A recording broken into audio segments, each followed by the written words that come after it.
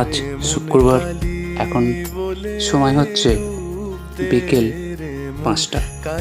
আমি এবং সৌভিক বেরিয়ে পড়েছিলাম নৈহাটি বড়মার দর্শনে। আমরা পাঁচলা থেকে বাইক নিয়ে পৌঁছে গিয়েছিলাম বেলগোড়া স্টেশন। ওখানে অপেক্ষা করছিল আমার স্ত্রী এবং সন্তান। ওখান থেকে আমরা ট্রেনে চাপবো। একটু হাঁটতে হাঁটতেই হঠাৎ দেখলাম ট্রেন চলে এসছে। আধ ঘন্টার সফর। ওখান থেকে পৌঁছে গিয়েছিলাম নৈহাটি জংশন এবং তারপর আমরা পৌঁছে গিয়েছিলাম বড়মার মন্দিরে। গিয়ে দেখলাম আজকে শুক্রবার বলে একটু ফাঁকাই আছে।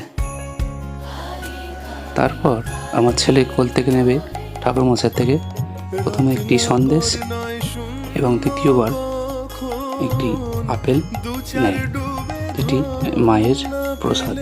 হয়তো মা নিজে থেকেই তাকে দিতে চেয়েছে। তারপরে সে আনন্দে মায়ের যে প্রণয়ী বাক্স সেটা ওপরে তবলা বাজাচ্ছিল।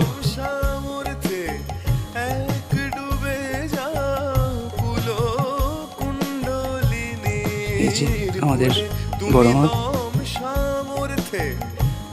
জয় বড় মার জয়।